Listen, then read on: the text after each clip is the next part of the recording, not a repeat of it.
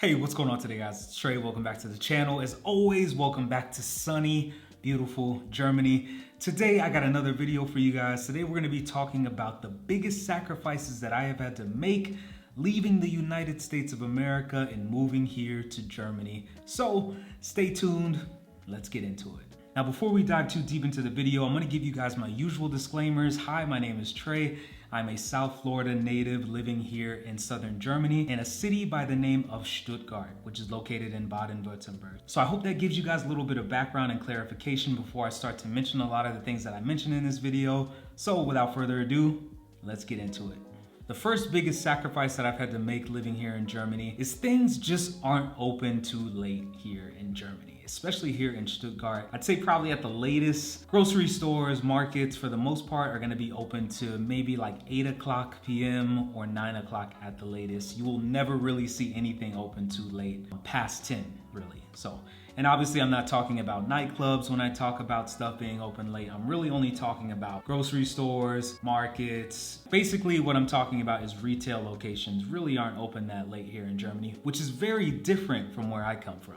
One thing I really liked about being from the US, especially from South Florida, is stuff is open late, right? If I want to go and go grocery shopping, or if I want to go and get some household items or anything like that, if I'm bored and I feel like cleaning the house late at night, I can go to Walgreens or I can go to a convenience store and find what I need. Here in Germany, even the gas stations don't stay open that late. So it's very different. It's been a pretty tough adjustment for me personally, especially since I'm a night owl. And plus I'm a dad too. So it's like I'm up at all hours of the night. I'm editing videos, I'm planning trips, I'm doing all these things at night. I just feel like it's very difficult, to find shops, markets, any retail location open at night. You're not really gonna find that here in Germany.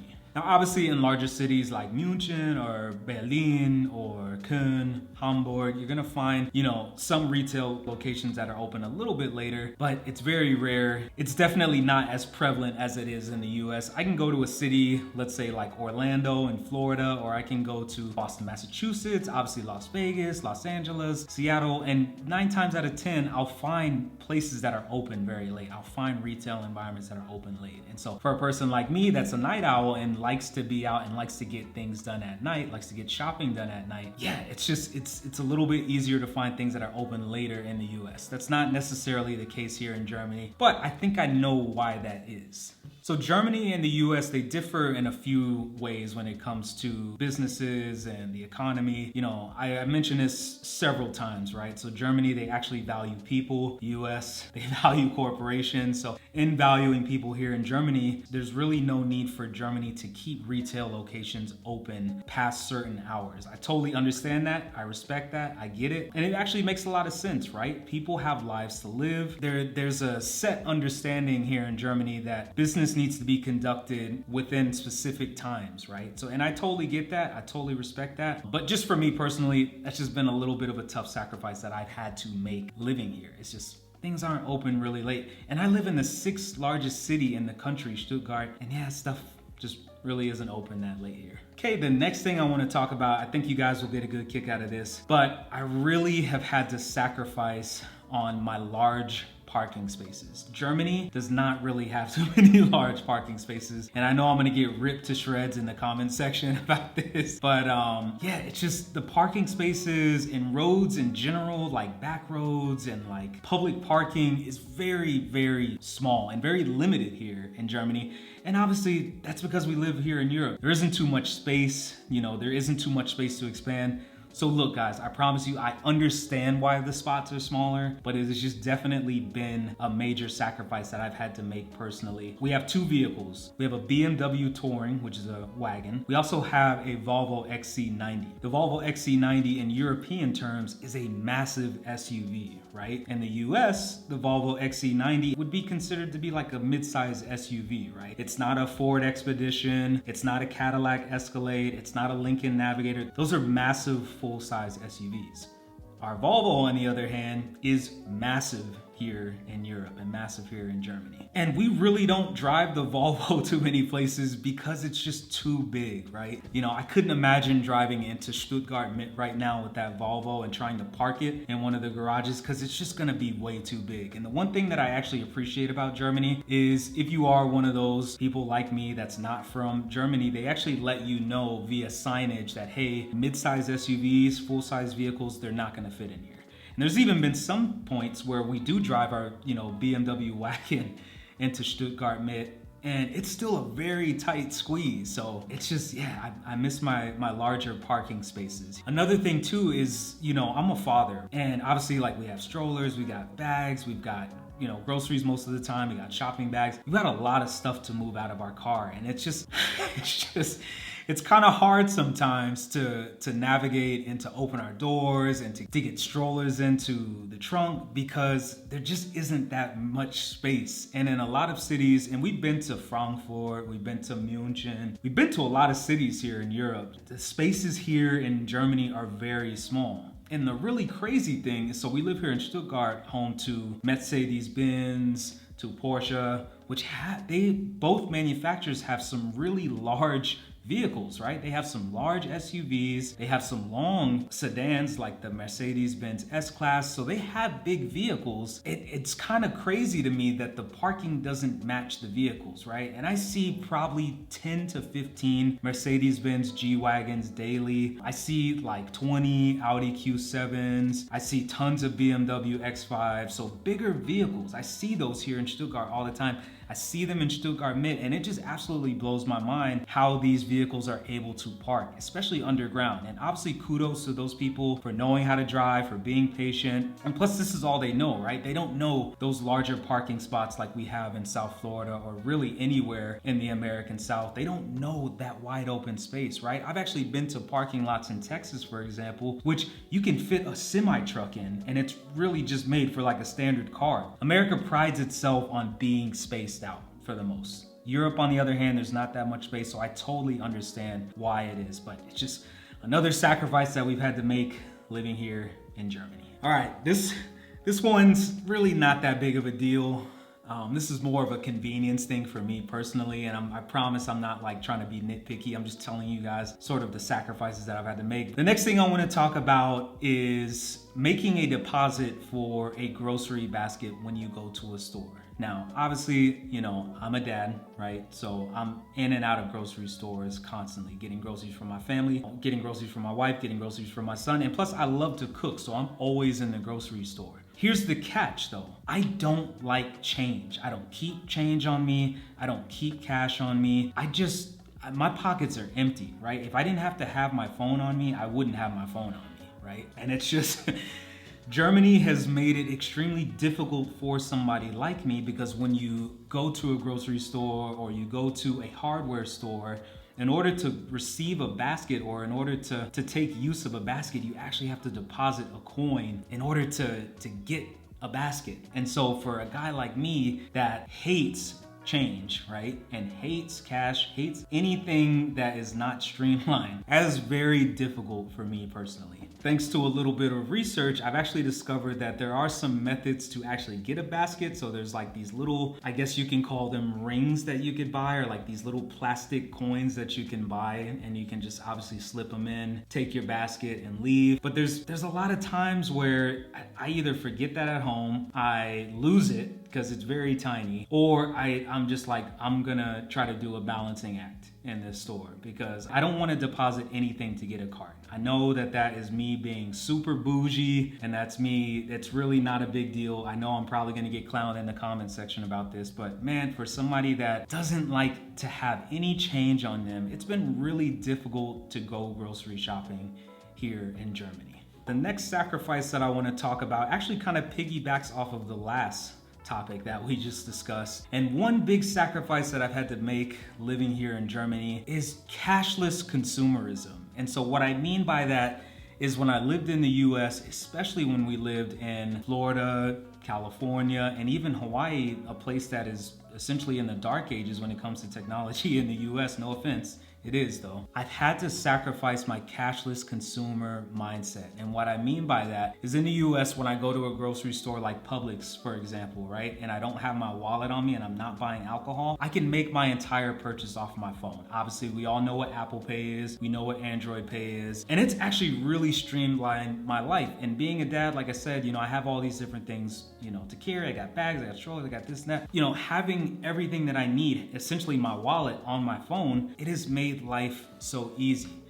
Now here's the catch. A lot of businesses in Germany still rely very heavily on cash, right? So that's a very bad thing for me personally because I rarely visit ATMs. My entire wallet, right, is on my phone. Credit cards, debit cards, everything is on my phone, right? And so for me, this has simplified my life. Having this phone has simplified my life. And so when I go to some German stores or markets, or we go to a flea market or anything like that, or even if we go to a fair or a festival or a carnival, I'm essentially screwed for the most part because a lot of those businesses, I'd say probably a good 60% of those businesses are cash only. So it kind of ends up being a nightmare for me personally, because if I don't have my wife there, who luckily my wife does like to have cash on her, and she's smarter than I am. It ends up being a nightmare for me if I'm just out and about with my son and I don't have cash, because essentially the day is ruined for me, right? Because I don't have a wallet, I don't have a physical wallet, right? One thing that's really cool about being in the US as well is if I was ever in a situation where I needed cash and I didn't have my physical wallet on me, I could literally walk up to an ATM with some banks, scan my phone, and boom, I'm able to deposit cash right there. So it's, coming here to Germany, I'm not saying that I've taken a step backwards, but fundamentally for me personally, I've kind of had to take a step backwards in that regard. And it's kind of cut into the simplicity of life for me personally, because I have just been able to do everything on my phone. And it's being here in Germany, I've sort of had to realize Trey, dude, you need to have cash on you. And don't be mad at these people for only taking cash. That's how it is here in Germany. I don't expect Germany to change anything for me, right? I would never expect any country to adapt to where I come from. I don't want that. I wouldn't even want to live somewhere that, where people have that mindset, right? So what I need to do personally is start to have cash. And if you're a person that's moving here to Germany, bring cash, because this is a very cash forward country, right? And it'll make life a little bit easier. So I need to leave behind that mindset of this being my only means of finance, this being my only means of having money on me, because here in Germany, it's just not gonna cut it. And since I did mention food in the last two topics, we might as well just make this next topic food related. The next biggest sacrifice that we've had to make is not having free tap water in restaurants. All right, now before I get into this one, look, I know this is the ultimate first world problem, and like I said, you guys are gonna be clowning me in the comment section. I promise you, I can take it.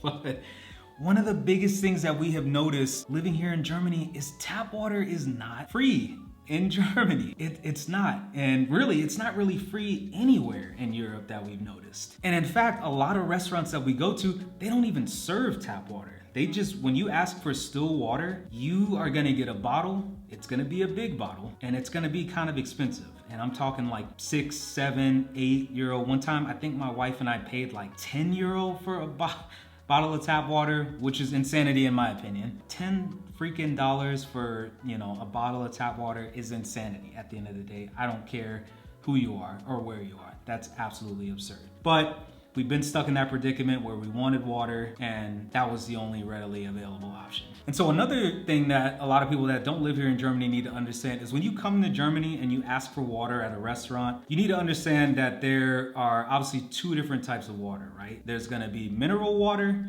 and then there's gonna be still water. 9 times out of 10, my wife and I order still water. And coming from the US, we don't really drink mineral water there. It exists, but not too many people drink it. They don't even give you that option of having mineral water in really any American restaurant. Even if you go to a fancier restaurant, mineral water just doesn't exist. It's not something that restaurants invest in. And I would consider it to really be a more European standard, a more European option, right? And so that's one thing that you have to understand.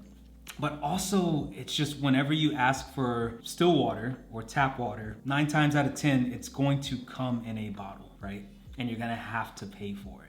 And so like we eat out a lot, right? This is, I would say, a food channel to an extent, right? We love food. We've traveled all over the world eating food. And especially coming from the US, which is where we've done most of our food related travel, it has just been such like a blessing to be able to walk into a restaurant and just ask for water. I don't need to clarify that it needs to be still. I don't need to clarify that it needs to be mineral. I just ask for water, and typically a big cold glass of water is going to come to you. And to piggyback off of the water dilemma, another thing that doesn't really exist here in Germany is ice water. So in the US, 9 times out of 10, really 10 times out of 10, when you ask for water at a restaurant, they're gonna bring you a big glass and it's going to be water with ice. It's going to be cold. And it doesn't matter what time of the year it is, you're gonna get ice water. Now, me personally, I actually like my water room temperature. I know that's kind of funny, but I like my water room temperature, but I also appreciate having a nice cold glass of water. My wife, on the other hand, likes a nice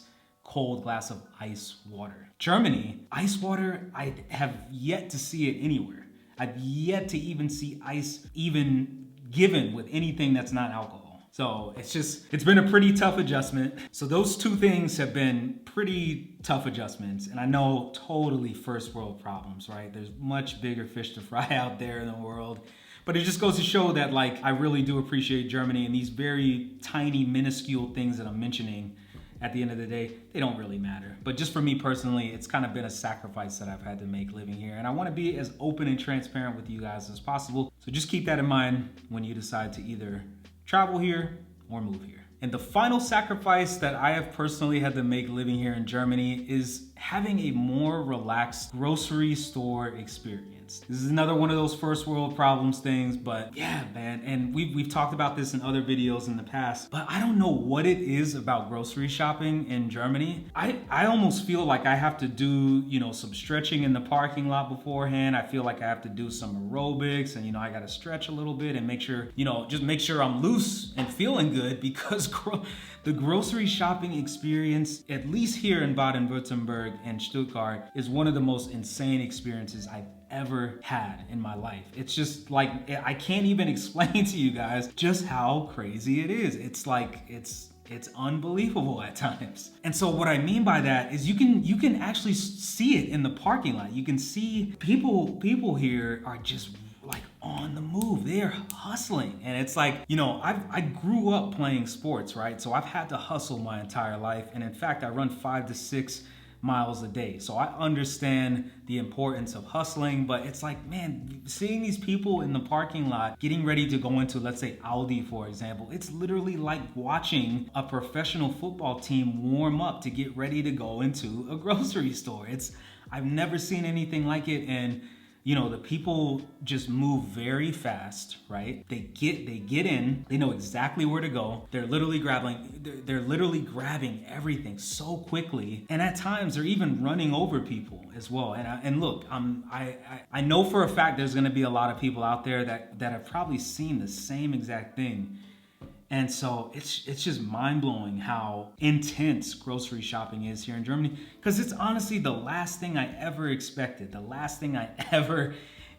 to deal with. It's like grocery shopping here is, you really have to mentally prepare yourself for grocery shopping here in Germany, because it's a different animal. It's a different beast. People get in, they get their stuff, and now comes the really crazy part is, so now you're waiting in line, right, to get up to the cash register, right? And let's say the line is really long. Lines here in Stuttgart are very long, right? But they're very quick. And so I remember the first time we went into a store, I'm like, man, this line is so long.